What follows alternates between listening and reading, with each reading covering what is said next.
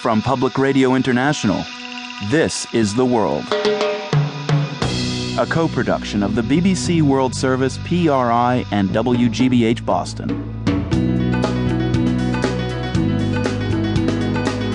It's Wednesday, June 2nd. I'm Marco Werman.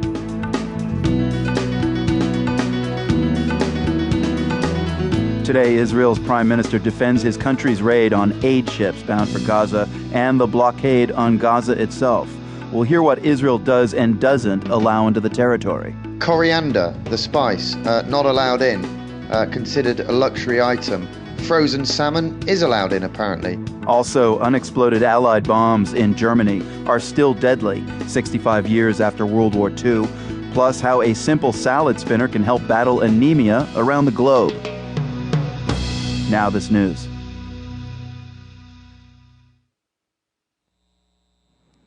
BBC News with Zoe Diamond. A taxi driver has gone on a rampage in northwest England, shooting dead 12 people and wounding 25 others before killing himself. Police said they were investigating about 30 crime scenes. They said the gunman murdered a colleague before driving through Cumbria, firing at other people. Our reporter Chris Stewart is in Whitehaven, where some of the killings took place. We've had hundreds of officers involved throughout the day in the manhunt, and now we have dozens of detectives working on the investigation. And at the moment, we simply don't know what led to this series of crimes throughout what is normally an extremely peaceful county. A county where the crime rate is much lower than the national average. And this is a very peaceful town. Whitehaven is a harbour town, the home to 25,000 people. And that actually makes it quite a large town in this part of the world. The Israeli Prime Minister Benjamin Netanyahu has defended the raid by his country's forces on ships trying to break the Israeli blockade of Gaza. He accused foreign critics of the raid of hypocrisy and said the blockade would continue. Foreign activists seized from the ships are being deported from Israel, as our correspondent Andrew North reports. Several hundred foreign activists are due to be flown out of Israel's Ben Gurion airport amid heavy security. Extra police have been deployed around the buildings where they've been assembled. Turkish diplomats are helping with what is in effect a mass evacuation, with most of the protesters who were injured during the Israeli commando raid on the aid ships also due to be leaving. But journalists are not being allowed in to see the activists. It's emerged that they're travelling with no belongings other than their passport and clothes. A United Nations expert has warned that targeted killings, including attacks by unmanned aircraft or drones, pose a challenge to the international rule of law.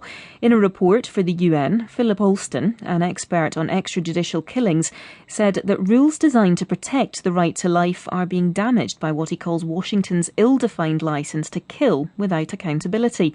Jonathan Marcus has more. Unmanned drones carrying bombs or guided munitions are now the weapon of choice in Washington's war against terror. But in time, many other countries will develop such capabilities, and Professor Philip Alston argues that much more needs to be done to provide clear rules to govern the use of these weapons. The US is, of course, not the only country to employ targeted killings. Israel and Russia, too, are also mentioned in the report. But it is Washington's extensive use of drones that makes the US what he calls the most prolific user of targeted killings. The oil company BP has run into difficulties in its latest attempt to stem the oil spill in the Gulf of Mexico. It's using robot submarines to cut through a ruptured pipe on the seabed in order to cap it. But the blade of the saw has become stuck. World News from the BBC.